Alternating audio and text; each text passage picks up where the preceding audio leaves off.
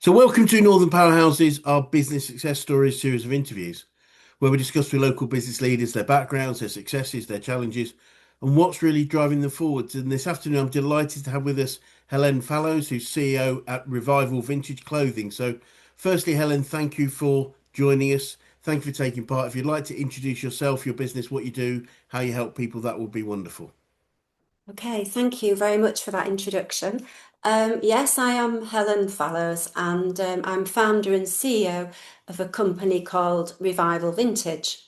And what we do is we replicate the original vintage clothing so that we can cater for all. We specialize in 30s, 40s, and 50s.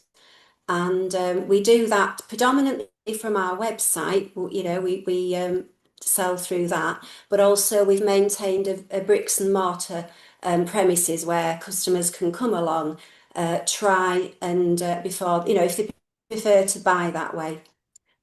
We've been going for 23 years and Wow.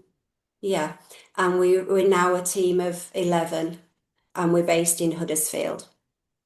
Wonderful. And I'd urge anybody watching to go on your website. It's a beautiful website, and it gives you an idea of some of the clothing there, as you say.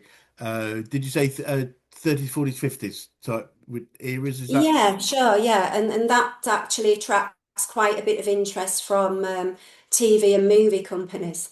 I was They will, yeah.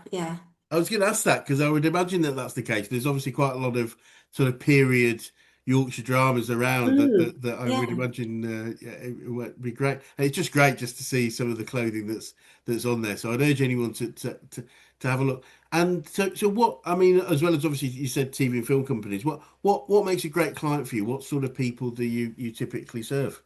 Well, there's quite a big scene actually, in particularly for the 1940s, that people like to reenact and actually live the lifestyle. So the homes will also be often decorated in a 30s or 40s style.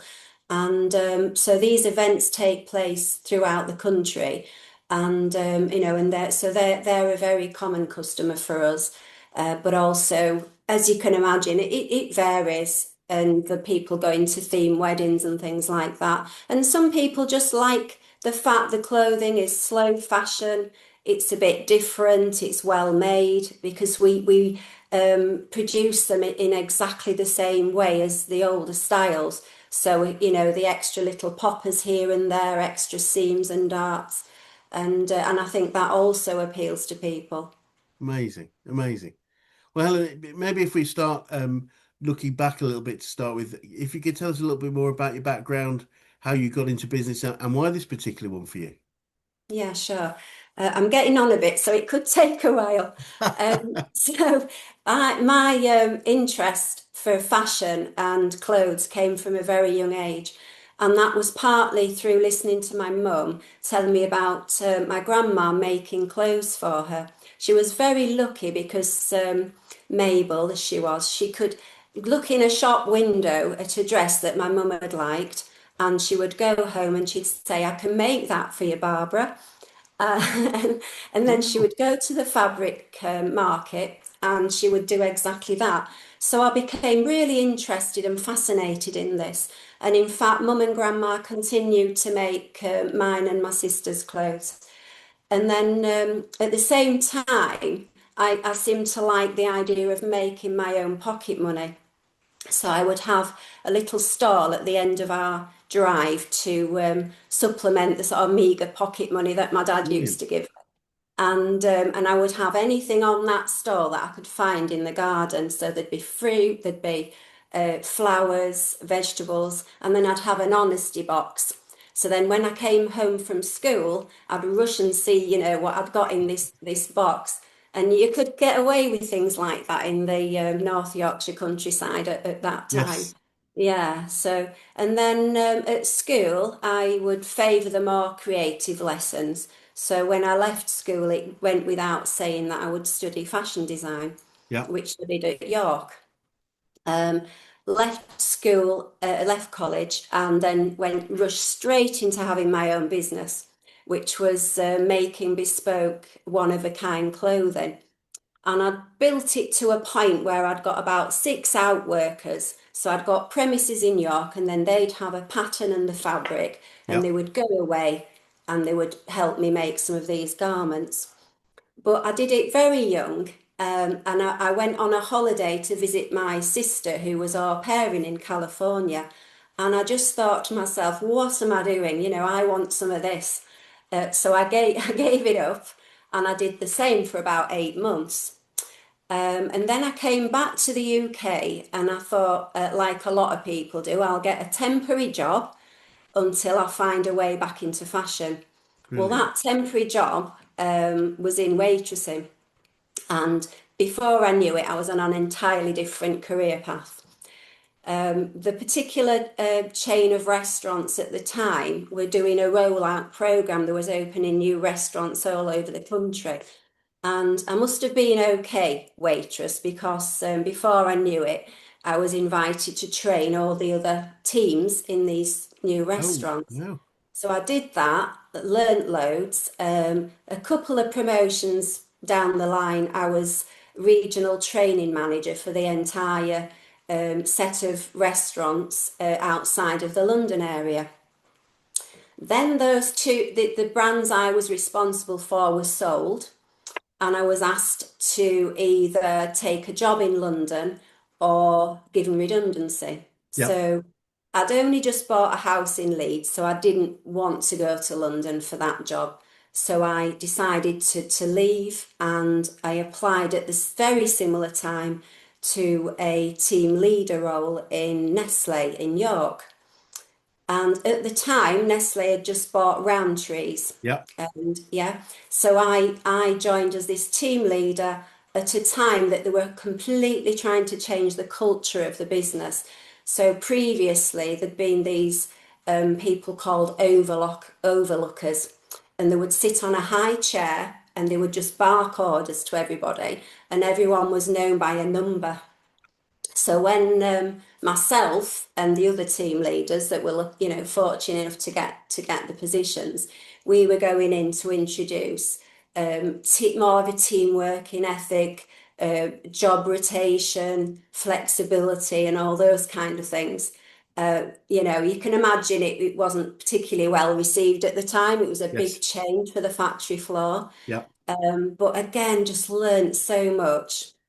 It was a 3 shift pattern, so Right. after so many years, maybe thinking around three, I lose track. I decided to apply for jobs in the training department again, given my background. Yes. So did that. To cut the story short, I ended up as a training stroke HR manager in Nestle. And then at the time, my partner and I moved to Huddersfield. And I decided it's now or never. I always had a yearning to go back into fashion, to go Right. back into my own business. So I told you it was a long story. It's a great Uh, story. Yeah. Brilliant. so then I opened a stall on Queensgate Market selling vintage clothing Yeah. because I noticed there wasn't anything like that in the area. I'd still got this interest through mum and her stories. So I'd done that, and we outgrew that. In fact, one of my first member of staff, Sarah, she's still with me today. Oh, So outgrew that, got a bricks and mortar shop. My now husband built me my first website. And back then, you could literally put anything on that site and it would sell because it was just an emerging, quite a new yes. thing. Yeah. No Yeah. matter Yeah. how bad the listing, it would just fly off. Um, so we then outgrew the second shop, and we started to bring in some costume elements because people were kind of saying, you've got the flares, you've got all this, what about having a wig or mustaches? So we started to have another side to the business. Right. And then eventually we thought mixed messages. So we opened 2 shops. So we've got a costume shop and a vintage shop. And then you've got the likes of Amazon becoming bigger, and Yeah. people are kind of, oh, I'm only coming to you because my parcel hasn't turned up, things like that. And we could start to sort of see the decline of the high street. Yes. So we just decided, overnight, I can see what's going to happen here. So we closed the two shops Right. and we dropped the costume side altogether because that was where most of the competition was going to Yep. be. Yep. Makes Very sense. difficult for competitors of that size to do vintage clothing, Yes. because it's all was one of a kind at the time. Yes. So then that takes us to, we moved to a small industrial estate. So we thought forget the customer facing, we're going to concentrate on the website, purely vintage. And at that point, we started to develop some of our own lines. So because we were finding it hard to find it in bigger sizes and Yep. also for men. So we started to manufacture our own things and outgrew that. And then it takes us to where we are today, which is we have a double fronted kind of Victorian store now, which is on about 4 levels. And we've still maintained a few units where we used to be as well for storage. Yep. But yeah, so back full circle. We're a team of 11 now, and Wonderful. we've got a lovely visitor showroom there. It's so this is where we are today. Amazing. What an amazing story. And you say 23 years, I think you said. Yeah. That's quite a longevity, which you probably may not be aware, but just to get to 10 years puts you in the top 4% of businesses because most businesses fail in the first 5 years Yeah, and repeat. So 23 years is quite a great record, just I would got to say. push through. And over that time, what are some of the biggest issues and challenges that you've had to overcome, Helen? Well, I think nothing could have prepared me for the number of those, actually. It feels like there are issues one after another that you Yep, have to overcome.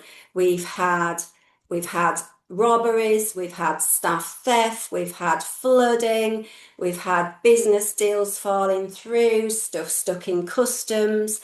Learning the hard way, I think, is goodness. something we can safely say we've done.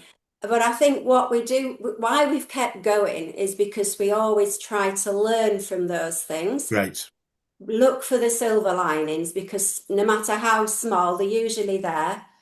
And then we adapt and just dust ourselves off and just keep pushing through, really.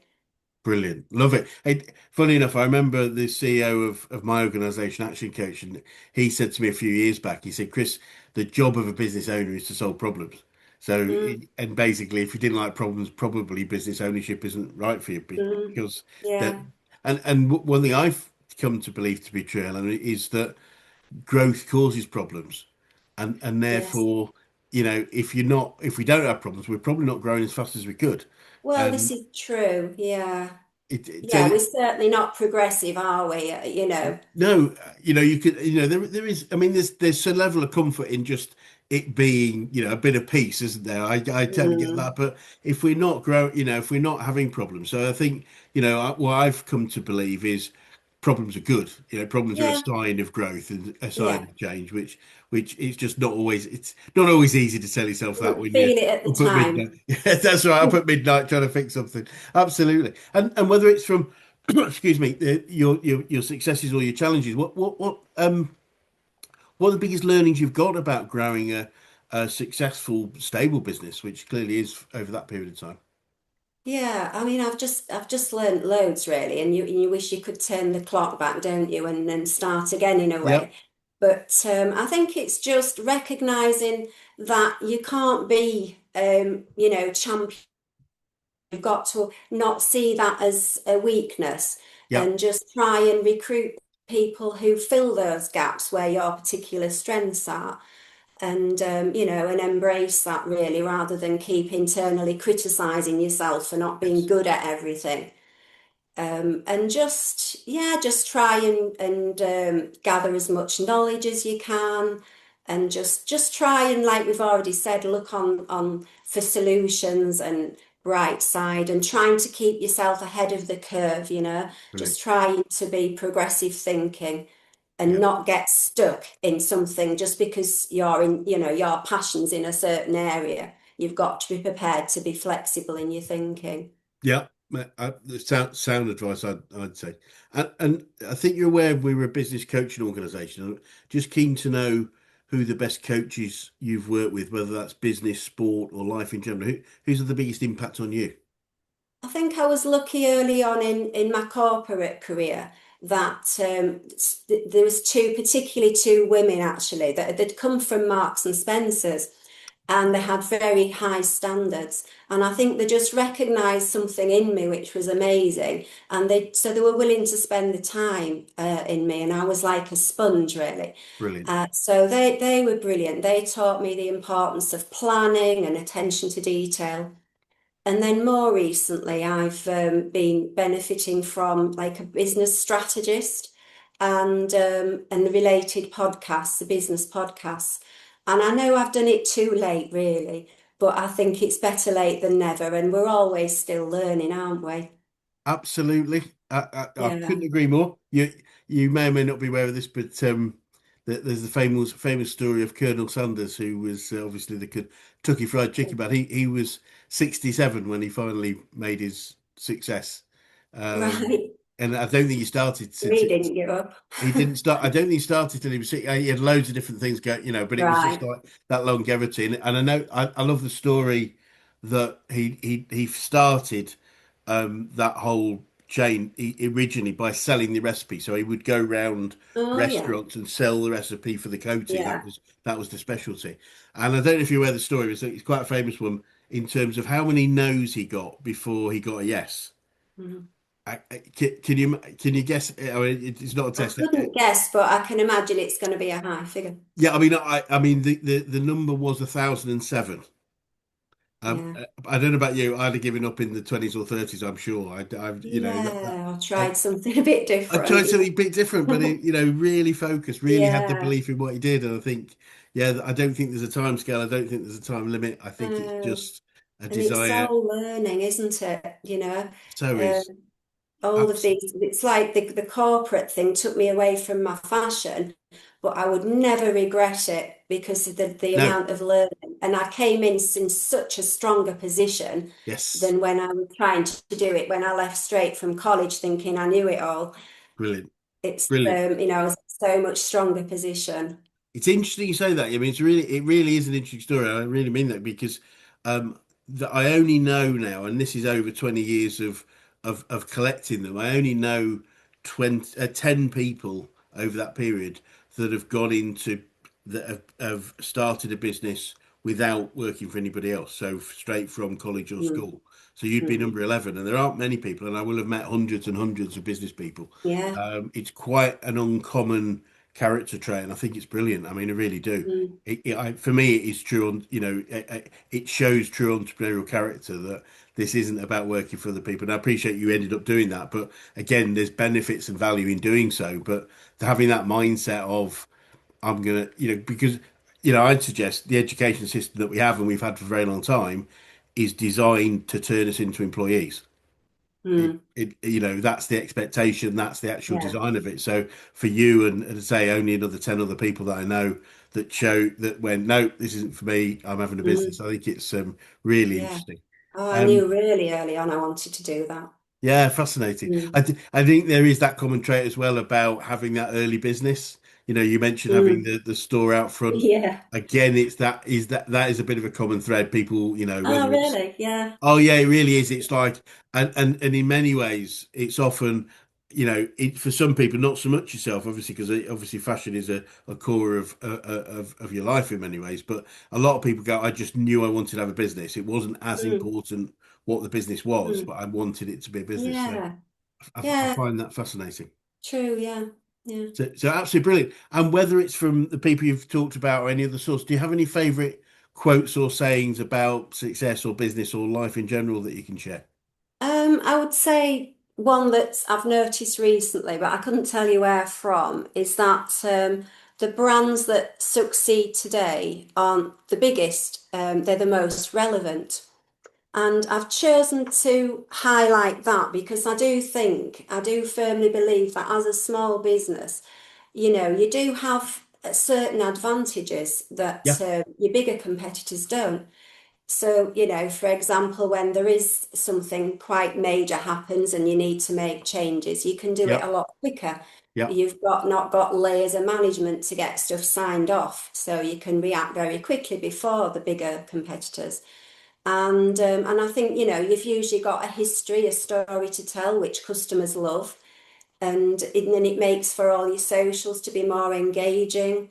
I think you can give a better customer service because it's all more personal. Yep. So I think, as I say, it's not about the size of your business, it's about how relevant you are Brilliant. and finding that niche and kind of sticking to it. Yeah, great. I couldn't agree more. It's like, yeah, find the niche. If you know if you're growing, therefore it's a niche that people want. It's a Mm, brand people want. And yeah. and similarly, any favorite books or podcasts again about business or life or success in general that you recommend? Yeah, well, I happened upon one from a lady. She's called Selena Knight, and she has a podcast bringing business to retail.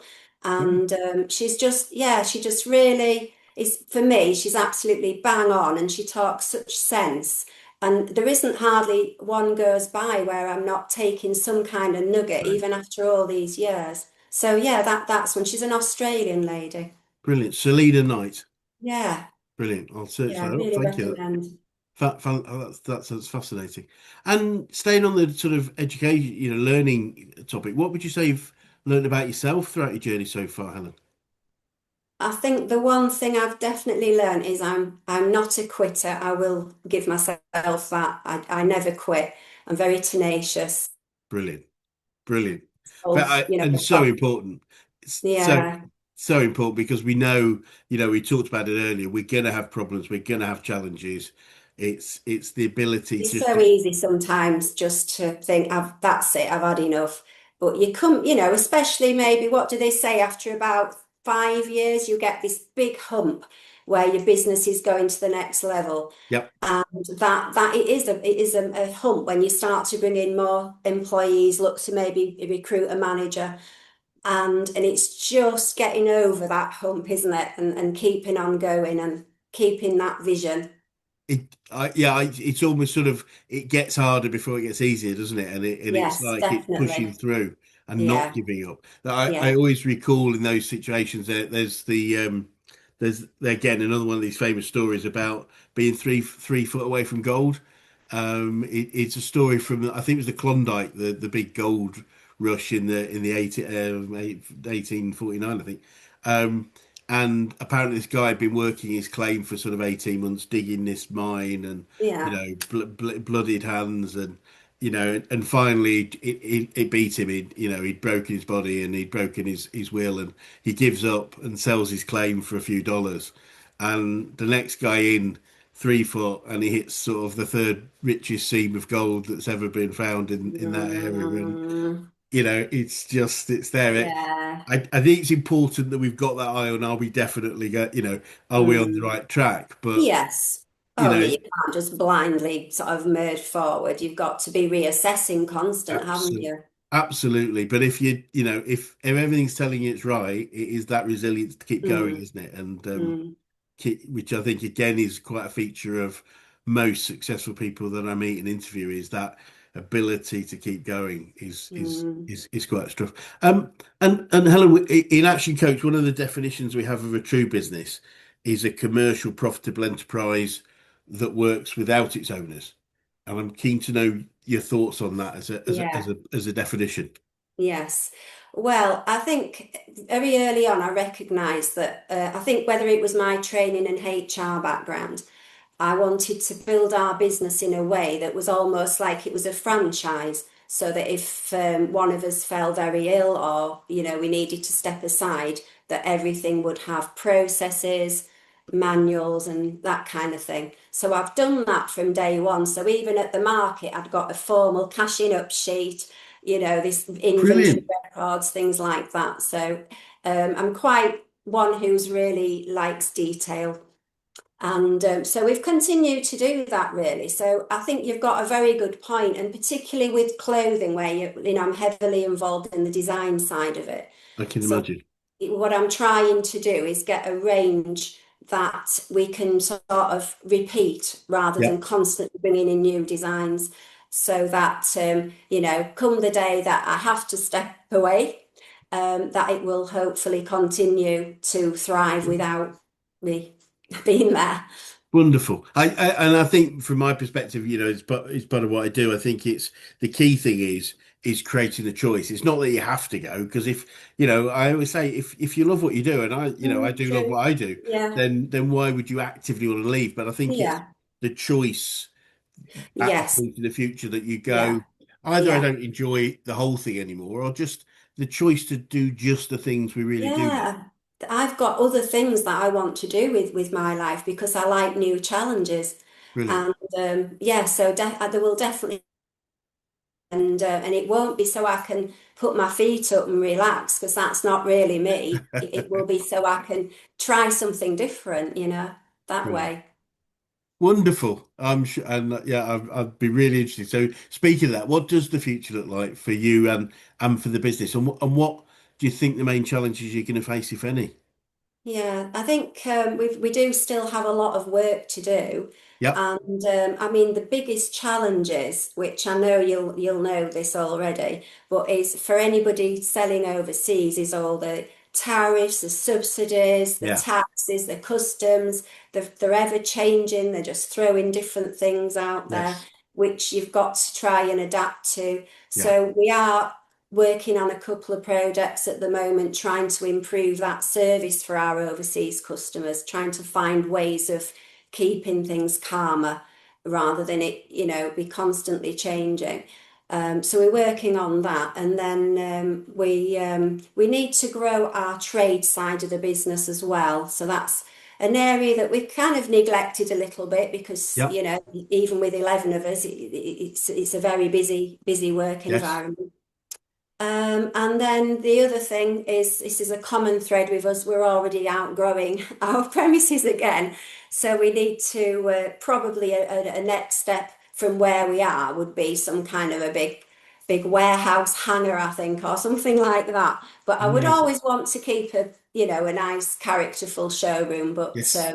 But yeah, it's so much still to achieve with the business, if I'm honest. Yeah, there's Um, new things come into my head all the time. Amazing. Absolutely brilliant. Well, we must keep tabs on how things are going and get you Yeah, I back do. to come and share it moving forward. And just looking back for a second, is there anything significantly you do differently if you were to start your business again, do you think? Yeah, there would be. I think, recognizing early on that you do need support. I think, a lot of us go in with a hobby, with a passion, and we think, well, I certainly thought I'm going to work for myself because I know I'll work really hard. And if I do that, I'm going to succeed. But, you come to learn that it's not about working harder, working 24 hours. It's about working smart. Yeah. And I think often when we are able to step away and when we go on a holiday or we take a few days, it's often when your ideas flow and you're Yes. standing back and you can get a true picture of your business. So Yeah. I think it's really important to make time for that as well. So I think just in the beginning, usual story, trying to do everything yourself. And oh, we can't afford to take on this, a member of staff. We can't afford to buy that system. And, something that's costing you a subscription of a few pounds a month that, automates your emails or money well spent, because you can't do everything yourself. So I think we've grown organically and we've done well, but I Yeah. think we could have got there a lot faster if I'd have been a bit more savvy early on as to just thinking, look, you cannot do everything yourself. Yeah. Just, bring in help sooner and possibly things like, a business coach to me back then was an absolute luxury. Yeah. Oh, I can read books, I can listen to podcasts more recently. And I think if I'd have had my time again, I would have got that kind of help much sooner. Yeah. Yeah, it makes a lot of sense. And it is Mm. it's one of those difficult decisions, isn't it? Because Mm. one thing I often say, and I imagine you've been through this, is if you look at the growth of any successful business, typically it's that sort of exponential curve. If anything that grows at a similar percentage will grow exponentially, and it's like those first few years. It's just really hard work, Mm. very little to show for that hard Mm. work. Yeah, it's all reinvested, isn't it? All your time and your money. And a lot of fear because every decision could be the last one, you know. So Mm. so keeping hold of every penny, every pound Yes. is sort of just it is the right thing to do. But Mm. it's what we find is as we hit that point of growth, if we don't turn into an investment mindset about investing Mm. in, as you said, the ability to delegate potential some additional Yeah. support, then we can hold the business back, if that makes sense. Mm. And it's one of Yeah. the things we do a lot, and you've obviously been through that already, but it's helping people through that mindset change of going from Yes. cost to investment. And because if, as I say, if we don't, we become the barrier Yes. to the growth of our business. Um, Yeah. It's just a shift in mindset altogether, isn't it? That you can't always see when you first set out and you're young and it, and I think the challenge I another say to people is say, look, you know, all the all the decisions you've made to date are the right ones because they've got you to here. It's just they won't always be the right ones to take you to the next level, and it's just Mm. accepting that there's the Yes. difference. Is because I think a lot of people say, I wish I'd, often you almost sort of said something similar yourself. I wish I'd done this earlier or thought about that earlier, Mm. and it was probably almost impossible to do it at that stage because that was Yeah, where you maybe. needed to be. Yeah. If that makes sense, it's as I say, hindsight's a wonderful thing, isn't it? Yeah. It's and final question, Helen. I'm interested to know your thoughts on what would be the best advice you give an 18-year-old you if you could go back in time and do that. Yeah. I think it would be, I mean, I'm lucky my passion, if you like, has been with something that is sustainable. But I Yes. think for myself or a lot of young people, I would say you need to look to solve a problem. Yeah. And just because you're very passionate about something isn't necessarily going to be a successful business. And some hobbies are best staying that way. But I think, me personally, I would probably say, buckle up. You're in for a very rocky ride, but you won't regret a day of it because Love it. I wouldn't change it. Brilliant. That a great way of thinking, a great advice for an 18-year-old you and many other people. Uh, Helen, it's been fascinating talking to you, and I really appreciate your time today. Well, it's been my pleasure. It's been some great learnings from that. And for anyone that's watching that would like to get in touch with you or Revival Vintage Clothing, what would be the best way of doing that? Yeah, there's several ways to get in touch, and they are on the website, so that's always a good starting point. But help at revivalvintage.co.uk will get them straight through to our help desk. Brilliant. Well, look, it would be great to swing by another 6, 12 months and just see what the next phase of Yes, development please do. is for Yeah. you. For now, thank you so much for your time. Oh, thank you so much, Chris. Thank you. Thank you. Bye.